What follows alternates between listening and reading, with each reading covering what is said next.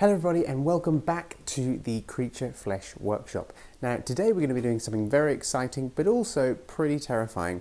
We are going to be moulding our Draugr silicone mask. Finally, after all this time of putting those hours in on the detail, making it as good a piece as possible, we are now ready to mould. I put some finishing touches on, some little tweaks here and there, but I think we're ready. Now we are going to be covering the piece that we've spent lots and lots of hours with in a load of resin. We're going to be putting it in a resin tomb, which is a pretty scary thought. But we have tested all of our materials, so if you want to check out that video, go back to our testing materials phase. I think it's 2 parts there, where we go a little bit more in depth into how to use those materials and what kind of materials we're going to be using in this piece. But I think without further ado, we need to get moulding.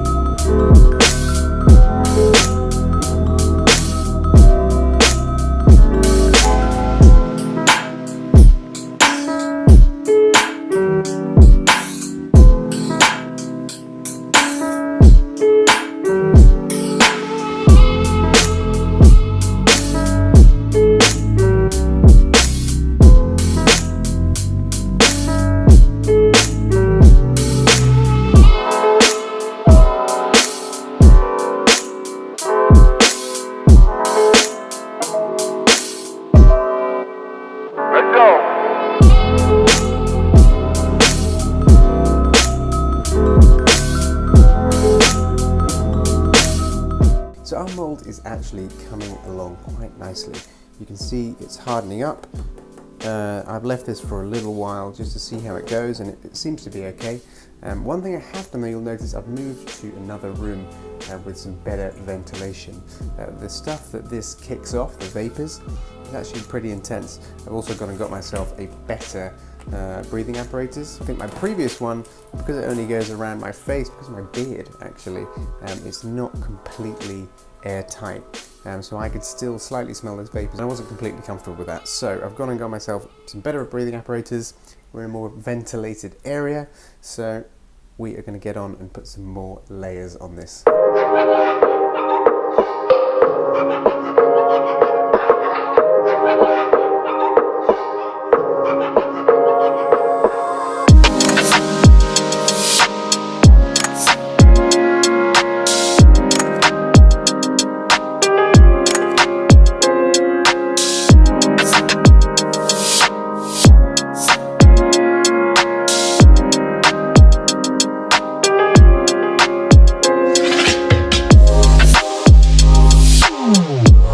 So we have layered up our resin on our front piece here. You can see it's nice and solid here. So that bit is pretty much done. Now what we need to do is this back area here. So we've taken off all of the clay. You can see there's a nice line just down here. And then what we've also added is these little pry points just around here. And these are what we are going to be using to pry open our mould. It's going to make it a little bit easier. These bits are going to come out, and there's going to leave some little holes for us to jab in things like screwdrivers just to pry this bad boy open. So what we need to do next is the back piece.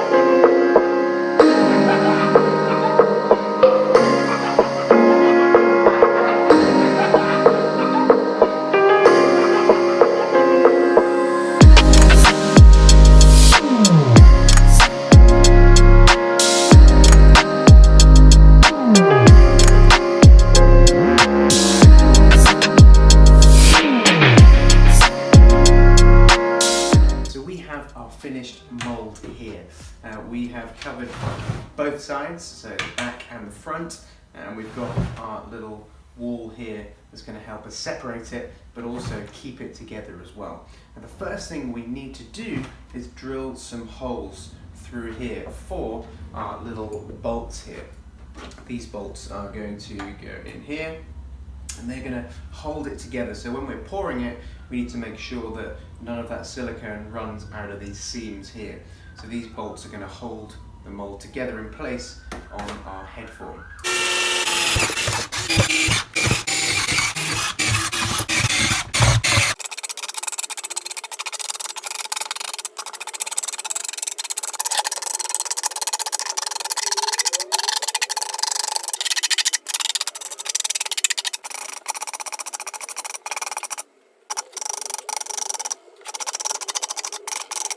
Okay, what we need to do now is get this open. This is the moment of truth. This is where all of our work has led up to this point of actually getting this moulded so we can actually replicate some silicone marks out of it. So this is the scary bit. We're going to try and get this open without damaging the mould. I'm going to use some flathead screwdrivers just to get into these pry points and just kind of tease it open all the way around because we don't want to snap any pieces off.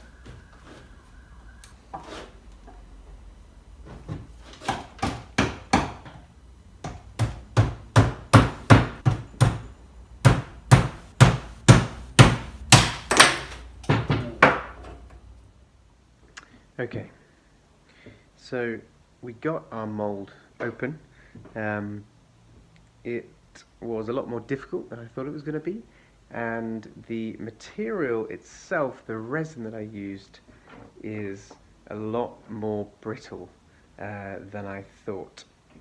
So as you can see, we got the mould open, but we did lose a lot of these edge pieces, which is not good at all.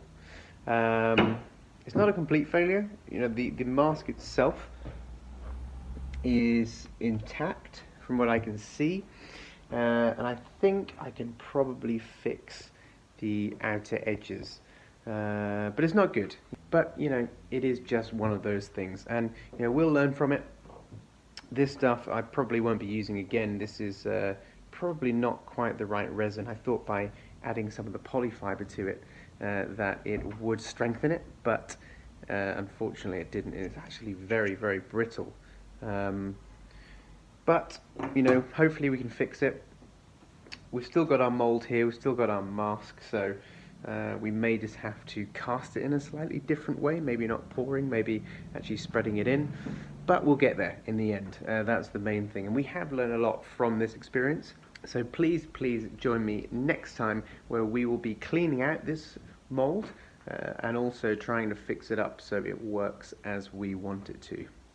Thanks for joining us.